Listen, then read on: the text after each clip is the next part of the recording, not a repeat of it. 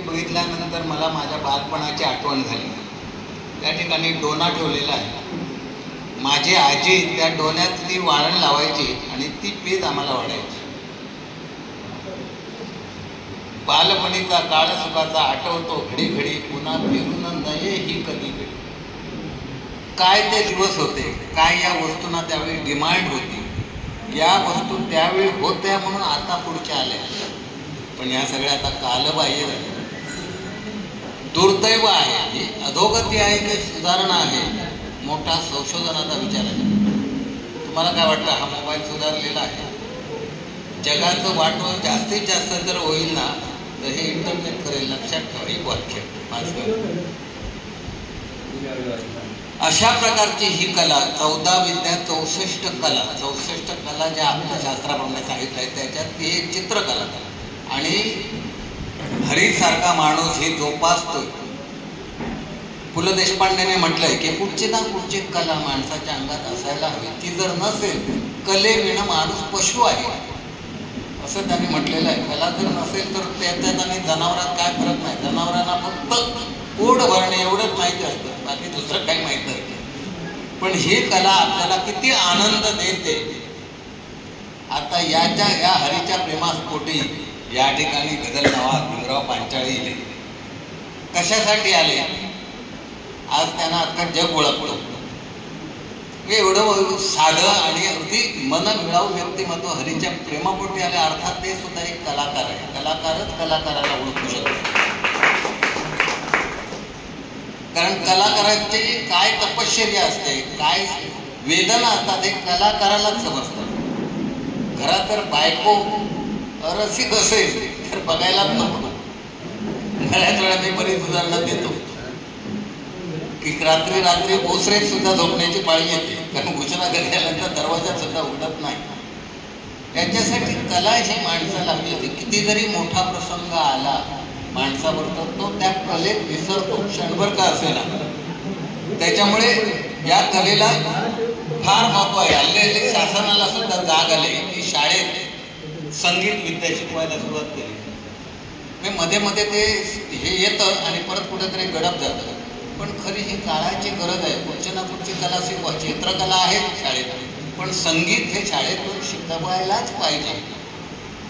एका शाळेत विद्यार्थ्यांना गुरुजी विचारायला लागले की मुलांना तुम्हाला कुठच्या कलेची आवड आहे का? एक म्हणाला मला पेटी वाजवायला आवडते. हो, चांगली गोष्ट आहे. दुसरा म्हणाला मला सर पकवाज वाजवायला आवडतो. तिसरा म्हणाला मला भजनात टाळ वाजवायला आवडते. चौथा म्हणाला मला झांज वाजवायला आवडते. म्हणजे प्रत्येकजण आपलं. एक म्हणाला मला गायला आवडते. एक उन्हाळ पोरगा होता, त्याला विचारलं तुला काय आवडतं? तो म्हणाला मला शेजारची चंद्रकला आवडते.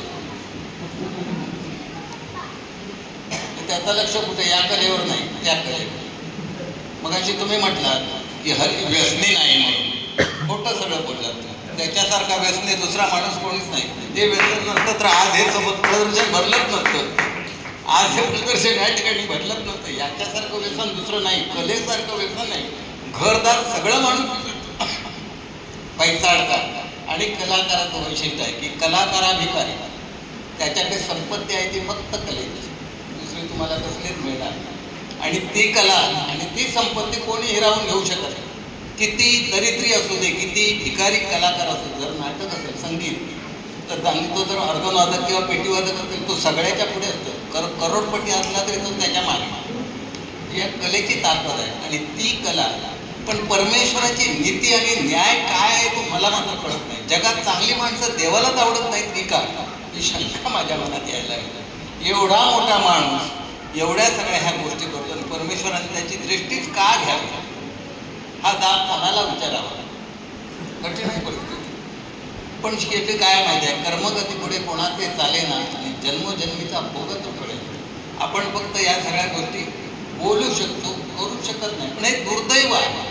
देव देव आहे असं म्हणतो आम्ही, मग या ठिकाणी तो देव का पावत नाही, का धावत नाही?